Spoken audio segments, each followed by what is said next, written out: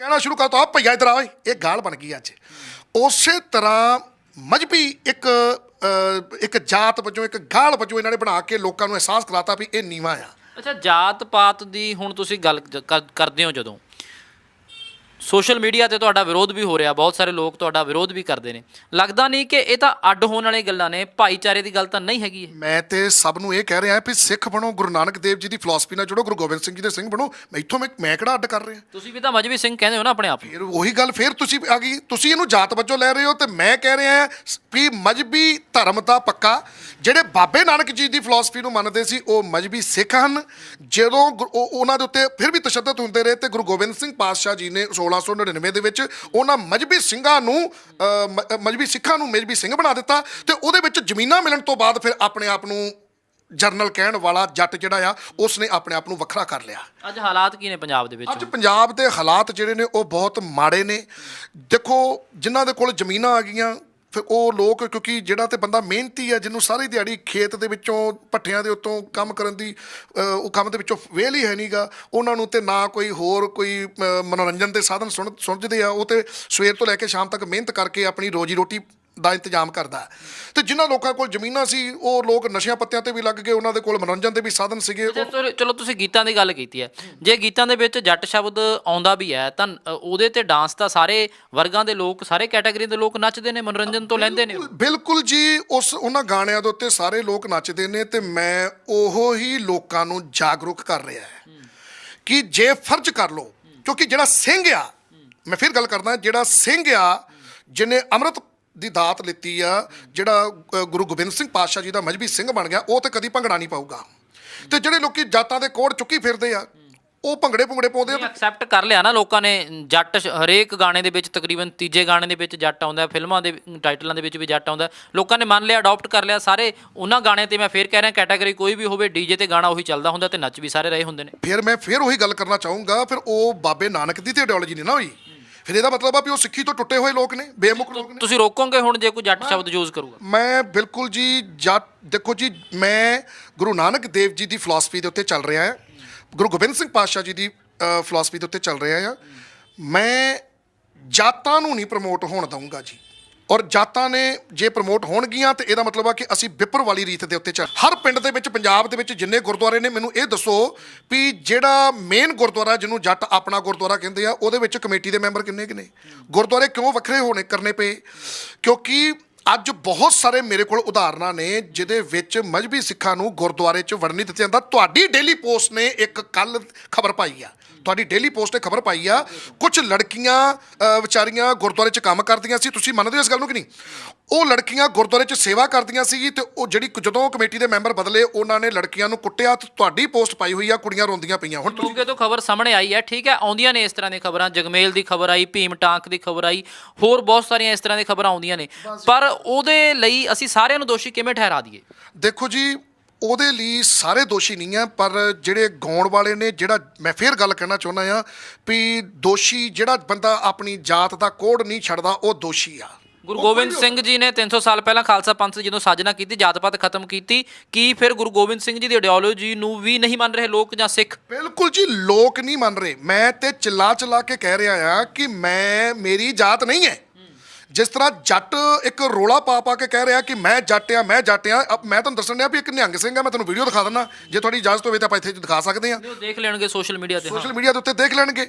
ਸੋ ਇੱਕ ਇੱਦਾਂ ਦੀ ਘਟੀਆ ਮਾਨਸਿਕਤਾ ਆ ਵੀ ਜਿਹੜਾ ਖੰਡੇ ਬਾਟੇ ਦੀ ਪੋਲ ਲੈ ਕੇ, ਗਾਤਰਾ ਸਾਹਿਬ ਪਾ ਕੇ, ਸੀਰੀ ਪਾ ਕੇ, ਕਕਾਰ ਪੰਜ ਪਾ ਕੇ ਉਹ ਆਪਣੀ ਜਾਤ ਨਹੀਂ ਛੱਡ ਰਹੇ।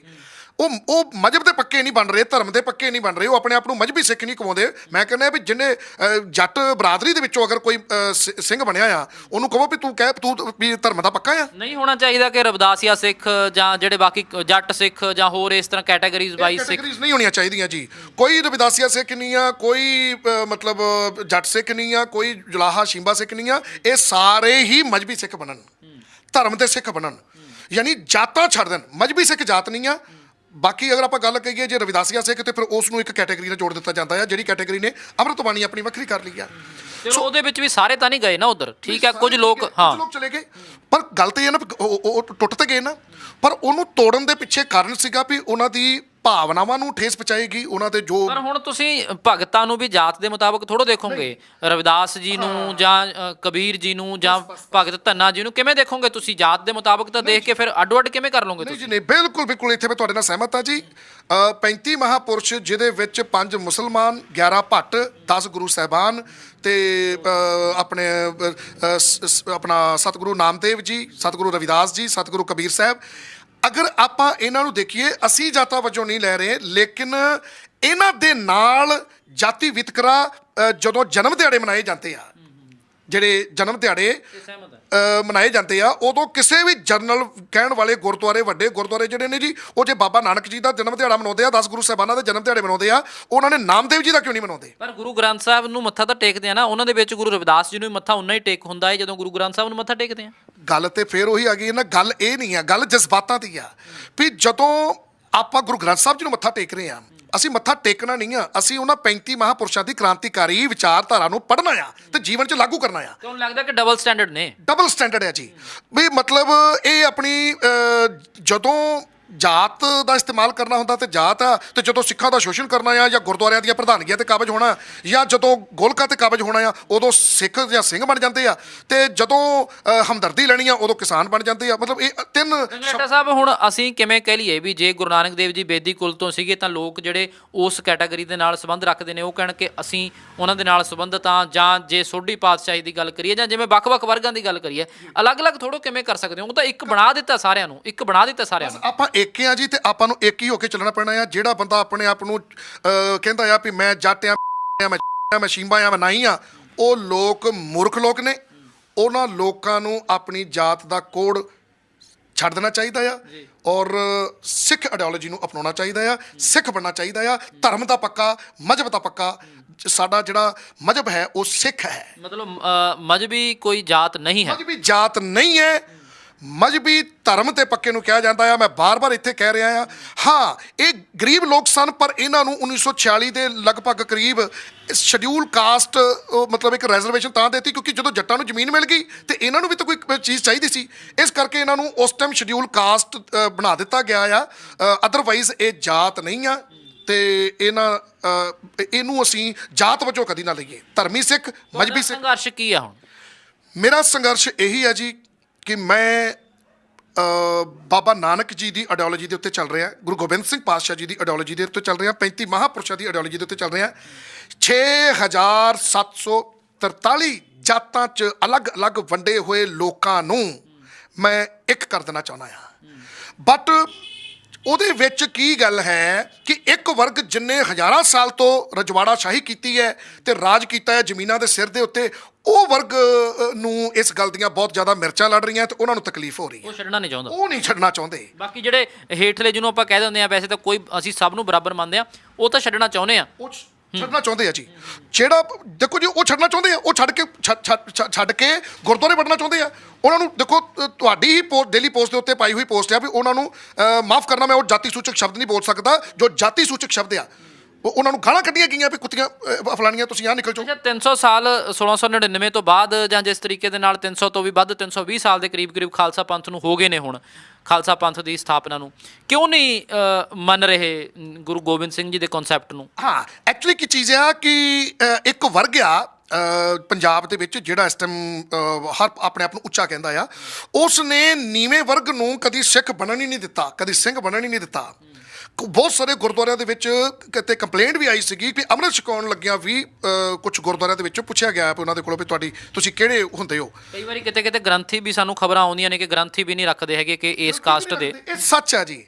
ਜਿਹੜਾ ਉਹ ਵਰਗ ਹੈਗਾ ਆ ਨਾ ਜੀ, ਉਹ ਵਰਗ 6743 ਜਾਤਾਂ, ਉਹ ਐਕਚੁਅਲੀ ਵਿਪਰ ਸ਼ੈਤਾਨ ਹੈ। ਜਿਹੜਾ ਵਿਪਰ ਹੈ ਉਹ ਸ਼ੈਤਾਨ ਹੈ। ਤੁਸੀਂ ਹੁਣ ਉਹਨਾਂ ਨੂੰ ਇਕੱਠਾ ਕਰਨਾ ਚਾਹੁੰਦੇ ਹੋ, ਜਾਂ ਜਿਹੜੀ ਜੱਟ ਦੀ ਗੱਲ ਤੁਸੀਂ ਕਰਦੇ ਹੋ ਉਹਨਾਂ ਨੂੰ ਵੀ ਨਾਲ ਲੈਣਾ ਚਾਹੁੰਦੇ ਹੋ? ਨਹੀਂ ਜੀ, ਗਰੀਬ ਜੱਟ ਜਿਹੜਾ ਸਾਡਾ ਭਰਾ ਆ ਉਹਦਾ ਵੀ ਸ਼ੋਸ਼ਣ ਹੋ ਰਿਹਾ ਆ। ਮੈਂ ਤੁਹਾਨੂੰ ਦੱਸ ਰਿਹਾ ਵੀ ਅਮੀਰ ਬੰਦਾ ਗਰੀਬ ਦਾ ਸ਼ੋਸ਼ਣ ਕਰ ਰਿਹਾ, ਤੇ ਪੰਜਾਬ ਦੇ ਵਿੱਚ ਤੇ ਜੱਟ ਹੀ ਕਰ ਰਿਹਾ ਜੀ। ਅੱਛਾ, ਗੱਲ ਅਸੀਂ ਤੁਹਾਡੀ ਸੁਣੀ ਆ ਕਿ ਤੁਸੀਂ ਡਾਕਟਰ ਹੋ ਤੇ ਤੁਸੀਂ ਆਪਣੀ ਸਰਕਾਰੀ ਨੌਕਰੀ ਛੱਡ ਕੇ ਆਏ ਹੋ, ਕਿੰਨੀ ਸੱਚਾਈ ਹੈ ਇਸ ਗੱਲ ਦੇ ਵਿੱਚ? ਇਹ ਬਿਲਕੁਲ ਸੱਚਾਈ ਹੈ ਜੀ। ਮੈਂ ਆਪਣੀ 2.5 ਲੱਖ ਰੁਪਏ ਦੀ ਨੌਕਰੀ ਛੱਡ ਕੇ ਆਇਆ, ਔਰ ਬਸ ਆਪਣੇ ਲੋਕਾਂ ਨੂੰ ਜਗਾਉਣ ਵਾਸਤੇ ਹੀ ਛੱਡ ਕੇ ਆਇਆ। ਤੁਸੀਂ ਕਹਿੰਦੇ ਹੋ ਕਿ ਮੈਂ ਜਿਹੜੇ ਗਾਇਕ ਨੇ ਉਹਨਾਂ ਦੇ ਅਖਾੜੇ ਨਹੀਂ ਲੱਗਣ ਦੇਣੇ, ਉਹਨਾਂ ਨੂੰ ਜੱਟ ਸ਼ਬਦ ਯੂਜ਼ ਨਹੀਂ ਕਰਨ ਦੇਣਾ ਹੈ, ਕਹਿੰਦੇ ਹੋ ਤੁਸੀਂ? ਬਿਲਕੁਲ ਜੀ। ਜਿਹੜਾ ਦੇਖੋ ਜੀ, ਉਹਨਾਂ ਗਾਣਿਆਂ ਦੀ ਵਜ੍ਹਾ ਕਰਕੇ ਮੈਂ ਤੁਹਾਨੂੰ ਦੱਸਣ ਡਿਆ ਵੀ ਜਿਹੜਾ ਮਸਤੇ ਵਾਲਾ ਪਿੰਡ ਕੋਟ ਈਸੇ ਖਾਂ ਦੇ ਕੋਲ ਜਿਹੜਾ ਮੁੰਡਾ ਮਾਰਿਆ ਗਿਆ, ਉਹ ਇਹ ਜਿਹੜਾ ਗਾਉਣ ਵਾਲਾ ਹੈ ਇੱਕ ਸਿੱਧੂ ਮੂਸੇ ਵਾਲਾ, ਇਹਦਾ ਗਾਣਾ ਹੀ ਸੀਗਾ ਵੀ ਸਾਡਾ ਚੱਲਦਾ ਏ ਧੱਕਾ ਸੀ ਤਾਂ ਕਰਦੇ, ਜੱਟ ਧੱਕਾ ਕਰਦਾ। ਤੇ ਉਹਨਾਂ ਨੇ ਡੀਜੇ ਦੇ ਉੱਤੇ ਇਹੀ ਗਾਣਾ ਬੋਲ ਕੇ, ਇਹੀ ਬੜਕ ਮਾਰ ਕੇ ਉਹ ਗਰੀਬ ਦਾ ਕਤਲ ਕਰ ਦਿੱਤਾ। ਚੰਗਾਲੀ ਵਾਲਾ ਪਿੰਡ ਦੇ ਵਿੱਚ ਇਹੀ ਸ਼ਬਦ ਬੋਲ ਕੇ, ਲਲਕਾਰਾ ਬੋਲ ਕੇ ਵੀ ਅਸੀਂ ਜੱਟ ਹੁੰਨੇ ਆ। ਤੁਹਾਨੂੰ ਧਮਕੀਆਂ ਵੀ ਆਉਂਦੀਆਂ ਨੇ ਹੁਣ? ਮੈਨੂੰ ਬਹੁਤ ਜ਼ਿਆਦਾ ਧਮਕੀਆਂ ਆ ਰਹੀਆਂ ਜੀ। ਮੇਰੇ ਬੇਟੇ ਦੇ ਉੱਤੇ ਕੱਲ ਅਟੈਕ ਵੀ ਹੋਇਆ ਜੀ। ਪਰ ਗੱਲ ਇਹ ਆ ਵੀ ਮੇਰੇ ਨਾਲ ਨਹੀਂ ਕੋਈ ਪੰਗਾ ਲੈਂਦਾ, ਕਿਉਂਕਿ ਉਹਨਾਂ ਨੂੰ ਪਤਾ ਆ ਵੀ ਇਹ ਬੰਦਾ ਚੁਸਤ ਚਲਾਕ ਆ ਤੇ ਆਪਣਾ ਸੈਲਫ ਡਿਫੈਂਸ ਵਾਸਤੇ ਮੇਰੇ ਕੋਲ ਸਾਧਨ ਹੈਗੇ ਨੇ। ਠੀਕ ਹੈ ਨਾ ਜੀ? ਹਥਿਆਰ ਰੱਖੇ ਨੇ ਤੁਸੀਂ? ਹਾਂਜੀ ਹਾਂਜੀ, ਮੇਰੇ ਕੋਲ ਆਪਣਾ ਲਾਇਸੈਂਸੀ ਹਥਿਆਰ ਹੈ ਜੀ, ਕਿਉਂਕਿ ਮੈਨੂੰ ਭਾਰਤ ਦਾ ਸੰਵਿਧਾਨ, ਤੁਹਾਨੂੰ ਵੀ ਸੰਵਿਧਾਨਕ ਇੱਕ ਹੱਕ ਹੈਗਾ ਆ, ਤੁਸੀਂ ਆਪਣੀ ਰੱਖਿਆ ਕਰ ਸਕਦੇ ਹੋ, ਆਪਣੇ ਪਰਿਵਾਰ ਦੀ ਰੱਖਿਆ ਕਰ ਸਕਦੇ ਹੋ। ਲੇਕਿਨ ਮੈਂ ਉਹਨਾਂ ਫੁਕਰਿਆਂ ਦੇ ਵਿੱਚੋਂ ਨਹੀਂ ਆ ਵੀ ਜਿਹੜੇ ਡੀਜਿਆਂ ਦੇ ਉੱਤੇ ਲਲਕਾਰੇ ਮਾਰ ਕੇ ਧੀਆਂ ਭੈਣਾਂ ਨੂੰ ਹਥਿਆਰ ਦਿਖਾਉਂਦੇ ਆ, ਜਾਂ ਵੱਟ ਬੰਨਿਆ ਪਿੱਛੇ ਚਾਚੇ ਤਾਇਆਂ ਦੇ ਕਤਲ ਕਰਦੇ ਆ, ਜਾਂ ਉਹ ਐਵੇਂ ਫੁਕਰਪਨ ਦੇ ਵਿੱਚ ਹਥਿਆਰ ਦਿਖਾਉਂਦੇ ਆ। ਨਹੀਂ, ਹੁਣ ਮੈਂ ਤੁਹਾਡੇ ਸਾਹਮਣੇ ਬੈਠਾ ਹੋਇਆ, ਮੇਰੇ ਕੋਲ ਹਥਿਆਰ ਲੱਗਾ ਹੋਇਆ, ਕਿਉਂਕਿ ਮੈਨੂੰ ਸੇਫਟੀ ਆ। ਮੈਨੂੰ ਭਰੋਸਾ ਨਹੀਂ ਹੈ ਕਿਸੇ ਦੇ ਉੱਤੇ ਵੀ, ਲੇਕਿਨ ਮੇਰੇ ਹਥਿਆਰ ਦੇ ਉੱਤੇ ਭਰੋਸਾ ਆ ਵੀ ਮੈਂ ਆਪਣਾ ਬਚਾਅ ਉਸ ਟਾਈਮ ਕਰ ਸਕਦਾ ਆ ਵੀ ਅਗਰ ਮੇਰੇ ਨਾਲ ਕੋਈ ਵੀ ਘਟਨਾ ਘਟਦੀ ਆ। ਲੇਕਿਨ ਮੈਂ ਦਿਖਾ ਨਹੀਂ ਰਿਹਾ, ਤੁਹਾਨੂੰ ਪਤਾ ਨਹੀਂ ਲੱਗੇਗਾ। ਮਜ਼੍ਹਬੀ ਸਿੱਖਾਂ ਨੂੰ ਸਿੰਘ ਬਣਾਉਣ ਦੀ, ਜਾਂ ਜਿਹੜੇ ਦਬੇ ਕੁਚਲੇ ਲੋਕਾਂ ਦੀ ਤੁਸੀਂ ਗੱਲ ਕਰਦੇ ਹੋ ਜਿਹੜੇ ਸਿੱਖੀ ਤੋਂ ਦੂਰ ਹੋ ਰਹੇ ਨੇ, ਉਹਨਾਂ ਨੂੰ ਸਿੱਖੀ ਤੋਂ ਨੇੜੇ ਲਿਆਉਣ ਦੀ ਲੜਾਈ ਜਾਰੀ ਰਹੇਗੀ? ਬਿਲਕੁਲ, ਉਹ ਲੜਾਈ ਜਾਰੀ ਰਹੇਗੀ। ਮੈਂ ਇਹੀ ਗੱਲ ਕਹਿਣਾ ਚਾਹੂੰਗਾ ਮਜ਼੍ਹਬੀ ਸਿੱਖਾਂ ਨੂੰ ਕਿ ਆਪ ਜੀ ਦਬੇ ਕੁਚਲੇ ਲੋਕ ਨਹੀਂ ਹੋ। ਤੁਹਾਡੇ ਬਜ਼ੁਰਗਾਂ ਨੇ ਇਸ ਧਰਤੀ ਦੇ ਉੱਤੇ ਉਹਨਾਂ ਪਾਣੀ ਨਹੀਂ ਆ ਜਿੰਨਾ ਖੂਨ ਰੋੜਿਆ। ਇਸ ਕਰਕੇ ਪੜੋ, ਜੁੜੋ ਤੇ ਸੰਘਰਸ਼ ਕਰੋ। ਇਹੀ ਸਾਨੂੰ ਇਸ ਗੱਲ ਦੇ ਉੱਤੇ ਪਹਿਰਾ ਦੇਣਾ ਚਾਹੀਦਾ ਆ। ਡਾਕਟਰ ਅੰਬੇਦਕਰ ਨੇ ਦਿੱਤਾ ਨਾਰਾ ਜਿਹੜਾ, ਹਾਂਜੀ, ਪੜੋ, ਜੁੜੋ, ਸੰਘਰਸ਼ ਕਰੋ, ਡਾਕਟਰ ਅੰਬੇਦਕਰ ਦਾ ਨਾਰਾ ਆ ਜੀ। ਉਹਨਾਂ ਦਾ ਵੀ ਜਿਹੜਾ ਉਹ ਮੈਨੀਫੈਸਟੋ ਹੈ, ਇੱਕ ਉਹਨਾਂ ਦਾ ਮੈਨੀਫੈਸਟੋ ਵੀ, ਆਈਡੀਓਲੋਜੀ ਜਿਹੜੀ ਆ ਉਹ ਗੁਰੂ ਗ੍ਰੰਥ ਸਾਹਿਬ ਹੀ ਆ। ਠੀਕ ਹੈ ਜੀ? ਤੇ ਬਸ ਮੈਂ ਇਹੀ ਕਹੂੰਗਾ ਵੀ ਗੁਰੂ ਦੇ ਸਿੰਘ ਬਣੋ।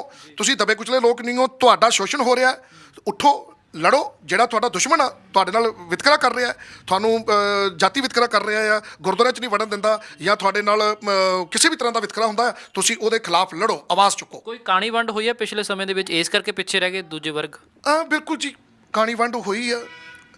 ਦੇਖੋ, ਪੰਚਾਇਤੀ ਜ਼ਮੀਨਾਂ ਜਿਹੜੀਆਂ ਨੇ ਪਿੰਡਾਂ ਦੇ ਵਿੱਚ, ਮੈਨੂੰ ਦਿਖਾਓ ਵੀ 12,784 ਪਿੰਡ ਨੇ ਤੇ ਉਹ ਕਿੰਨੀਆਂ ਕੁ ਐਸੀਆਂ ਦੇ ਕੋਲ ਆ। ਐਕਚੁਅਲੀ ਕੀ ਆ, ਜਿਹੜਾ ਜ਼ਿਮੀਂਦਾਰ ਹੈ ਪਿੰਡ ਦੇ ਵਿੱਚ, ਰਸੂਖਦਾਰ, ਉਹਦੇ ਕੋਲ ਜਿਹੜਾ ਗੁਲਾਮ ਸੀਰੀ ਹੈ ਉਹ ਐਸੀ ਹੈ। ਉਹ ਸਰਪੰਚੀ ਵੇਲੇ ਵੀ ਜੇ ਕੋਈ ਪਿੰਡ ਰਿਜ਼ਰਵ ਆ ਤਾਂ ਉਹਨੂੰ ਖੜਾ ਕਰਕੇ ਤੇ ਉਹਦੇ ਮੋਢੇ ਤੇ ਰੱਖ ਕੇ ਬੰਦੂਕ ਚਲਾਉਂਦਾ ਆ। ਜਿਹੜੀ ਤੀਜੇ ਹਿੱਸੇ ਦੀ ਜ਼ਮੀਨ ਹੈ, ਪੰਚਾਇਤੀ ਜ਼ਮੀਨ ਹੈ, ਉਹ ਵੀ ਬੋਲੀ ਜਿਹੜੇ ਗਰੀਬ ਲੋਕ ਨੇ ਉਹ ਕਰਨਾ ਚਾਹੁੰਦੇ ਆ, ਪਰ ਉਹਦੀ ਬੋਲੀ ਵੀ ਜਿਹੜਾ ਅਮੀਰ ਜੱਟ ਹੈ ਉਹ ਬੋਲੀ ਕਰਵਾ ਕੇ ਤੇ ਗਰੀਬ ਦੇ ਹੱਕਾਂ ਦੇ ਉੱਤੇ ਡਾਕਾ ਮਾਰ ਰਿਹਾ। ਮਤਲਬ ਸੰਵਿਧਾਨ ਨੇ ਤਾਂ ਹੱਕ ਦਿੱਤੇ ਨੇ ਪਰ ਲਏ ਨਹੀਂ ਗਏ। ਐਕਚੁਅਲੀ ਸੰਵਿਧਾਨ ਨੇ ਸਾਨੂੰ ਪੂਰੇ ਹੱਕ ਦਿੱਤੇ ਨੇ, ਪਰ ਉਹ ਸੰਵਿਧਾਨਿਕ ਗੱਲਾਂ ਜਿਹੜੀਆਂ ਨੇ ਉਹ ਲਾਗੂ ਨਹੀਂ ਲੋਕ ਕਰ ਰਹੇ। ਤੁਸੀਂ ਦੇਖੋ, ਗਰੀਬ ਦੇ ਧੀ ਦਾ ਬਲਾਤਕਾਰ ਹੋ ਜਾਵੇ, ਗਰੀਬ ਦੇ ਨਾਲ ਕੋਈ ਧੱਕਾ ਹੋ ਜਾਵੇ, ਉਹਨੂੰ ਕੋਈ ਮਾਰ ਦੇਵੇ, ਉਹ ਜਲਦੀ ਰਿਪੋਰਟ ਨਹੀਂ ਲਿਖੀ ਜਾਂਦੀ। ਉਹਨਾਂ ਨੂੰ ਧੱਕੇ ਖਾਣੇ ਪੈਂਦੇ ਆ, ਕਿਉਂਕਿ ਇੱਥੇ ਸਭ ਕਾਲੇ ਮਾਲੇ ਆ ਜੀ। ਠੀਕ ਹੈ ਜੀ? ਸੋ ਮੈਂ ਇਹੀ ਕਹਿਣਾ ਚਾਹੂੰਗਾ ਵੀ ਉਹ ਪਾਰਟੀ ਨੂੰ ਚੁਣਿਆ ਜਾਵੇ, ਕਿਉਂਕਿ ਰਵਾਇਤੀ ਪਾਰਟੀਆਂ, ਮੈਂ ਨਾਮ ਨਹੀਂ ਲਊਂਗਾ ਕਿਸੇ ਪਾਰਟੀ ਦਾ, ਰਵਾਇਤੀ ਪਾਰਟੀਆਂ ਜਿਨ੍ਹਾਂ ਨੇ ਅੱਜ ਤੱਕ ਡਾਂਗ ਫੇਰੀ ਆ, ਉਹਨਾਂ ਨੂੰ ਚੁਣਨ ਦੀ ਬਜਾਏ, ਸ਼ਰਾਬ ਦੇ ਲਾਲਚ 'ਤੇ ਵੋਟ ਪਾਉਣ ਦੀ ਬਜਾਏ ਆਪਾਂ ਆਪਣੀ ਬੁੱਧੀ ਦਾ ਇਸਤੇਮਾਲ ਕਰੀਏ। ਕਿਉਂਕਿ 26 ਜਨਵਰੀ 1950 ਤੋਂ ਪਹਿਲਾਂ ਰਾਜੇ ਮਾਵਾਂ ਦੇ ਢਿੱਡਾਂ 'ਚੋਂ ਜੰਮਦੇ ਸੀ, 26 ਜਨਵਰੀ 1950 ਤੋਂ ਬਾਅਦ ਰਾਜੇ ਮੱਤ ਪੇਟੀਆਂ 'ਚੋਂ ਜੰਮਦੇ ਸੀਗੇ, ਪੈਦਾ ਹੋਣ ਲੱਗ ਪਏ। ਸੋ ਆਪਣੀ ਸੂਝ-ਬੂਝ ਦੇ ਨਾਲ ਵੋਟ ਪਾਉਣੀ ਚਾਹੀਦੀ ਹੈ। ਬਹੁਤ ਧੰਨਵਾਦ ਡਾਕਟਰ ਗੁਰਿੰਦਰ ਸਿੰਘ ਰੰਘਰੇਟਾ ਜੀ, ਸਾਨੂੰ ਸਮਾਂ ਦੇਣ ਦੇ ਲਈ। ਸੋ ਡਾਕਟਰ ਗੁਰਿੰਦਰ ਸਿੰਘ ਰੰਘਰੇਟਾ ਹੋਰਾਂ ਦੀਆਂ ਗੱਲਾਂ ਤੁਸੀਂ ਸੁਣੀਆਂ ਕਿ ਕਿਸ ਤਰੀਕੇ ਦੇ ਨਾਲ, ਇੱਕ ਤਾਂ ਉਹ ਜਾਤ ਪਾਤ ਦੇ ਖਿਲਾਫ ਨੇ। ਉਹ ਕਹਿੰਦੇ ਨੇ ਕਿ ਕੋਈ ਵੀ ਜਿਹੜਾ ਜਾਤ ਪਾਤ ਨੂੰ ਵਧਾਵਾ ਦਿੰਦਾ ਉਹ ਸਹੀ ਨਹੀਂ ਹੈਗਾ। ਸ਼੍ਰੀ ਗੁਰੂ ਗੋਬਿੰਦ ਸਿੰਘ ਜੀ ਨੇ ਜਦੋਂ ਖਾਲਸਾ ਪੰਥ ਦੀ ਸਾਜਨਾ ਕੀਤੀ ਤਾਂ ਜਾਤ ਪਾਤ ਖਤਮ ਕਰ ਦਿੱਤੀ ਸੀਗੀ। ਸੰਵਿਧਾਨ ਦੀ ਵੀ ਆਰਟੀਕਲ 15 ਸਭ ਨੂੰ ਬਰਾਬਰ ਦੇ ਹੱਕ ਦਿੰਦਾ ਏ, ਤੇ ਹੋਰ ਬਹੁਤ ਸਾਰੀਆਂ ਜਿਹੜੀਆਂ ਚੀਜ਼ਾਂ ਨੇ ਜਿੱਥੇ ਵਿਤਕਰਾ ਹੁੰਦਾ, ਡਿਸਕ੍ਰਿਮੀਨੇਸ਼ਨ ਹੁੰਦੀ ਆ, ਉਸ ਦੇ ਖਿਲਾਫ ਨੇ ਡਾਕਟਰ ਗੁਰਿੰਦਰ ਸਿੰਘ ਰੰਘਰੇਟਾ।